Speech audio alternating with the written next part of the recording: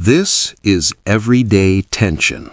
Real stories based on real experiences about everyday conflicts people rarely talk about. This story was shared anonymously. If you'd like, you can support the channel by liking or subscribing and let me know in the comments where you're listening from. Here's what happened.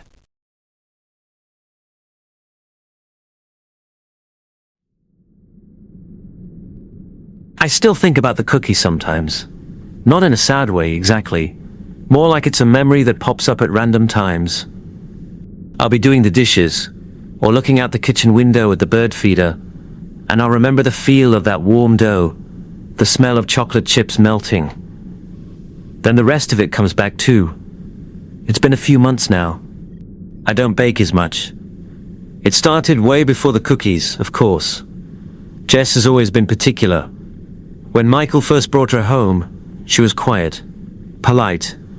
She ate what I served but never had seconds. I just thought she was shy, or maybe watching her figure. She was so young. They both were. Michael was only 21. Jess was 19. I thought it was a phase, them being together. But it got serious fast. The health stuff came on gradually. After they got married, she started talking more about ingredients. She'd read an article.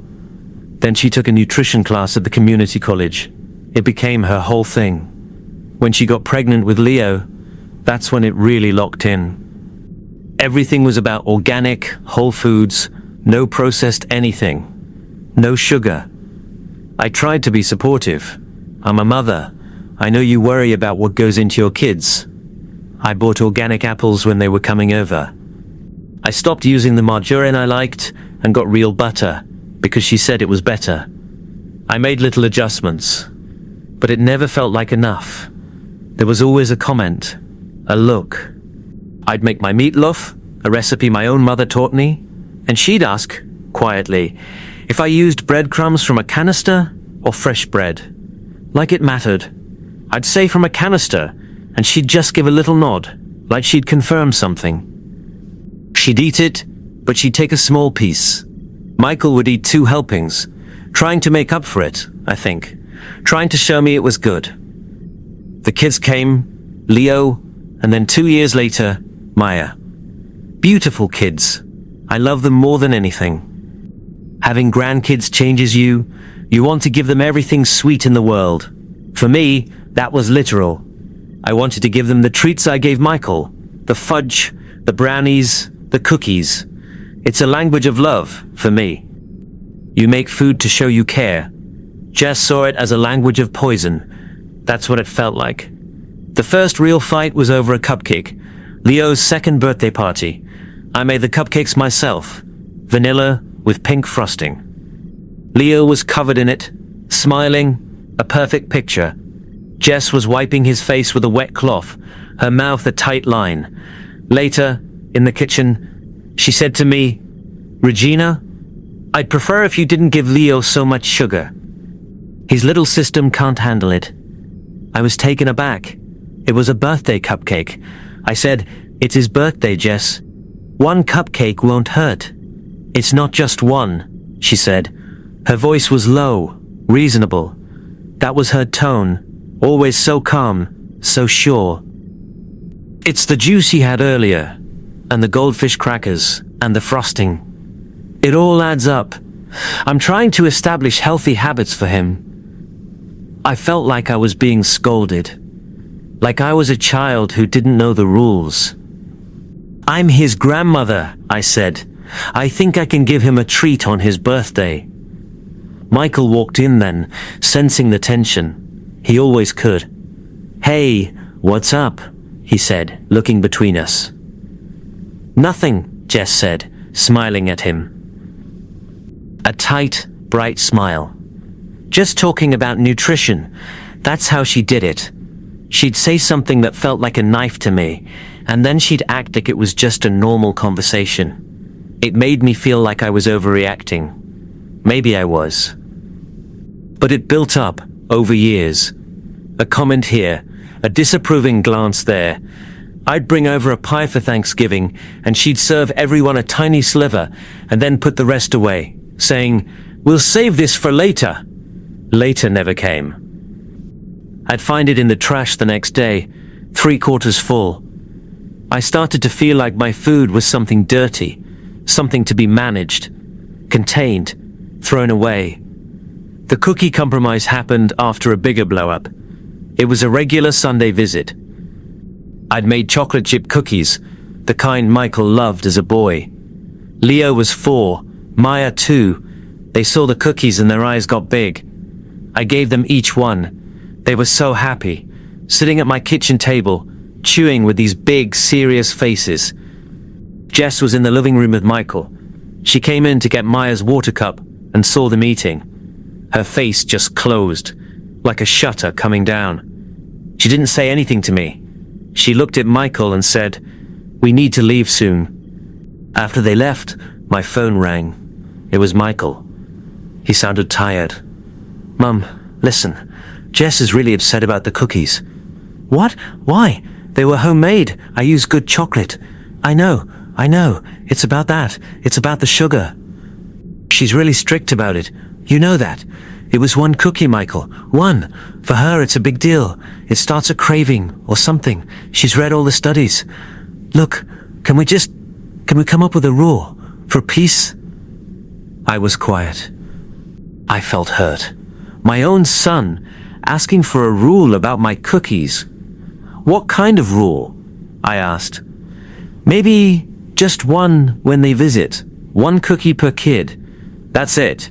And maybe not every time. That way, you still get to give them a treat, and Jess feels like it's controlled. One cookie. A treaty negotiation over baked goods." I felt ridiculous. But I also wanted to see my grandkids. I didn't want this to be a thing that kept them away. "Fine," I said. "One cookie. Thanks, Mom. You're the best." That was the compromise. It felt like a defeat, like I had to ask permission to love my grandchildren in my own way. But I stuck to it. From then on, when they came over, I baked cookies. I'd let them cool. Leo and Maya would come into the kitchen. "Cookies, Manna?" Leo would ask, his voice full of hope. "You bet," I'd say. "One each." And I'd give them their single cookie on a little napkin. They'd eat it slowly, making it last. Jess would usually be nearby, watching, not smiling, just watching, as if I might slip them a second one the moment she looked away. It sucked the joy right out of it. The whole point of a cookie is the abundance of it, the feeling that there's plenty, that you're loved and cared for, and you can have another if you want. One cookie felt like a ration, a carefully measured dose of conditional affection. But I did it. For peace, for my son, for the kids. The day it happened was a Tuesday. Michael had some flex time at work, so he picked the kids up from preschool and brought them over for the afternoon. Jess was at work. She's a receptionist at a dental office. I was happy. It was just my son and my grandkids. No watching, no tension. I decided to bake. Of course I did. It was our time, without the rules. I didn't plan to give the kids 5 cookies each, or anything. But I wanted the smell in the house. I wanted the act of making them. I wanted Michael to have a plateful, like he used to. Leo helped me mix. Maya sat on the counter and poured in the chocolate chips. We made a mess. It was perfect. The cookies came out of the oven, all golden and soft. We put them on the wire rack to cool. The whole kitchen smelled like heaven. The kids each had one, warm and gooey. Michael had 3, standing right there by the stove, closing his eyes as he ate. "God, I miss these, Mum," he said. That made me happy. We went into the living room to play. The kids were building a fort with blankets. Michael was helping them. I stayed in the kitchen for a minute, cleaning up the bowls. I looked at the cookies, 24 of them, on the rack. A feeling of deep, simple satisfaction came over me. This was my home. This was my family. This was what I knew how to do. Then the front door opened. I heard Jess's voice. "Hey guys! I got off early!" My stomach dropped. I don't know why. I hadn't done anything wrong, but the peace of the afternoon shattered. I heard the kids run to her, talking over each other about the fort. Michael's voice, a little too cheerful. "Hey honey, you were early." I stayed at the sink, wiping a bowl that was already clean. I heard her footsteps come down the hall toward the kitchen. She walked in. "Hi, Regina," she said. She wasn't smiling. "Jess, you're off early." "Yeah, slow day." Her eyes went straight to the cooling rack. They didn't widen, they just took it in. The 24 cookies. The empty plate with a few crumbs where we'd taken the ones we ate. The smell that filled the room. She didn't say a word to me. She walked over to the rack, she picked it up, and she walked to the trash can under the sink. She pulled the can out, and she scraped every single cookie off the rack and into the trash. It wasn't a dramatic gesture. It was efficient, methodical, like she was taking out eggshells or coffee grounds. I stood there. I couldn't move. I couldn't speak. I watched the cookies, my beautiful cookies, tumble into the plastic bag atop banana peels and a used paper towel. She placed the empty rack back on the counter. It made a faint click sound. That's when I found my voice. "Jess," I said. My voice sounded strange, flat. "What did you just do?" She turned to look at me. Her face was calm, blank. "I'm helping you out," she said, like she was stating a fact. "Those cookies aren't good for the kids. They don't need that stuff." Something broke in me then. It wasn't even anger at first. It was a wave of pure, cold understanding. This wasn't about health. This wasn't about sugar. This was about power. This was her showing me, in the clearest way possible, that my feelings, my efforts, my love, expressed in the only way I knew how, meant nothing. They were trash. She could throw them away. "You have no right," I said. The words came out louder than I meant. They trembled. "No right to come into my home and throw away food I made for my family." She crossed her arms. A defensive gesture, but her chin was up. "I'm just looking out for the kids." That phrase. I'd heard it so many times. It was her shield. You couldn't argue with it. Who's against looking out for kids? But it wasn't about looking out for them. It was about control. It was about her declaring that her way was the only way, and my way was not just wrong, but so wrong it deserved to be literally trashed. The noise brought Michael. He rushed into the kitchen, his eyes wide. "Whoa, what's going on?" He looked from me to Jess to the empty cooling rack. "Mom, calm down," he said, automatically stepping toward me as if I was the one who needed to be contained. "It's not a big deal. It's just cookies." Those words, just cookies. They minimized everything. The hours of my life spent in this kitchen, the love I stirred into the batter, the memories of my own son, his small hands sneaking dough, the joy on my grandkids' faces an hour ago. It was all just cookies. Disposable. Inconsequential. "It's not just cookies," I shouted. I didn't care that I was shouting. She disrespected me in my own home. How dare she throw away food that I made? I looked at Jess. She just stood there, unmoved. She had the absolute conviction of the young. She was right. The world was wrong. I was wrong. My love, expressed through butter and sugar, was harmful. I was the problem. In that moment, I hated her calmness. I hated her certainty. I looked at Michael. He had that look on his face, the one he's had since he was a boy, caught between two people he loves, torn, pleading, wanting everyone to just be quiet and get along. I couldn't do it anymore. I couldn't be the one who smoothed it over. I couldn't be the one who accepted this humiliation for the sake of peace. I turned my gaze back to Jess. My voice went cold. I didn't recognize it.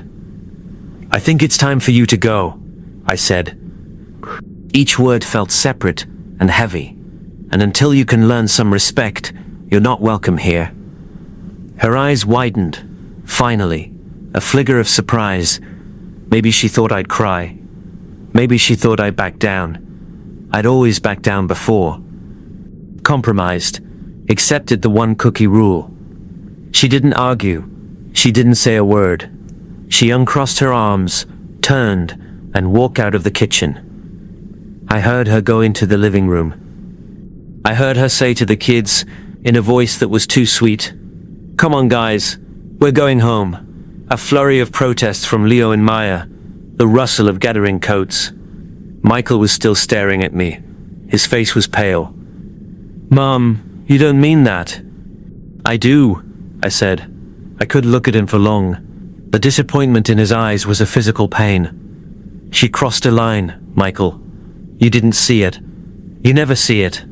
It's her thing, Mom. It's how she shows love, being careful about what they eat. Throwing my food in the trash is not love, it's contempt." He opened his mouth, then closed it. He ran a hand through his hair. From the front door, Jess called, "Michael, we're leaving." He looked at me, a last, lost look. Then he turned and followed his family out of my house. The door closed. The silence was enormous. I stood in the kitchen. The smell of cookies was still there, but now it was tainted. It smelled like loss. I walked over to the trash can. I looked down. There they were, my cookies, in a heap. Some were broken. The chocolate chips looked like eyes, staring up from the garbage. I didn't cry. I felt empty. I felt old. I took the trash bag out, tied it, and carried it to the big can outside. I came back in and scrubbed the cooling rack, even though it wasn't dirty. I scrubbed the counter. I put the mixing bowls away. Then I sat at the kitchen table and waited for the feeling to come back. It didn't. Michael called that night. "Mom, we need to talk about this." "What's there to talk about?" I said. My voice was tired. "She threw my food away, Michael. In my house. Do you have any idea how that feels?" "She feels terrible," he said. It sounded like a lie. Or maybe he believed it. She saw the cookies and she panicked. She thought you'd given the kids a bunch. She was trying to protect them. She didn't ask. She didn't say a word to me. She just did it. That's not panic. That's disrespect. He was quiet for a minute. "She's the mother of my children, Mum." "I'm your mother," I said, and my voice cracked on the word. I heard him sigh, a long, weary sound. "I know. I'm stuck in the middle here. You don't have to be stuck. You could tell your wife that what she did was wrong. It's not that simple." "It never is with him. It's never simple. It's always about keeping the peace, about not rocking the boat. Jess's boat is a lot more rocky than mine, so I'm the one who has to study it. That's how it's always been." "The kids miss you," he said, his voice softer. That hurt the most. Leo and Maya. I missed them with an ache that was physical. I missed them too. "So, can we just move past this? Jess will apologize." "Will she?" I asked. I didn't believe it. "Yes. She will. Come over for dinner on Sunday? We'll talk it out." I wanted to say no. I wanted to hold on to my anger, my righteousness. It was the only thing keeping the hurt away. But the thought of seeing Leo and Maya, I couldn't say no to that. "Okay," I said. Sunday. Sunday came. I dressed carefully. I felt like I was going into a negotiation. I brought a toy for each kid, but no food. Never again. Jess opened the door. She gave me a small, tight smile. "Hi, Regina, come in." The apology, when it came, was over dinner. The kids were in the living room watching a cartoon. We were eating a salad Jess had made. Everything was organic. No dressing. "Michael told me I should apologize for the other day," Jess said. She didn't look at me. She looked at her plate. "So, I'm sorry for throwing away the cookies. I was worried about the kids' sugar intake. It was the worst apology I'd ever heard. It was an apology for the action, but not the intent. It was an apology that blamed her worry, not her disrespect. It was an apology dictated by my son." I looked at Michael. He gave me a hopeful, pleading look. I took a bite of my dry salad. I chewed. I swallowed. "Okay," I said. That was it. Okay. I accepted it. Not because it was enough, but because the alternative was a war I couldn't win. The alternative was not seeing my grandkids. Things went back to a kind of normal, but it was a new normal, a colder one. They came over less. Jess never came into the kitchen when she was here. She'd stay in the living room. If I baked, which I rarely did now, I'd give the kids their one cookie under the new, unspoken rules. Jess wouldn't even acknowledge it. The joy was gone from it. It was just a transaction. Michael tries. He brings the kids by himself sometimes, when Jess is working late or out with friends. Those visits are better, lighter, but they feel stolen. I'm always waiting for the door to open, for her to walk in and change the atmosphere.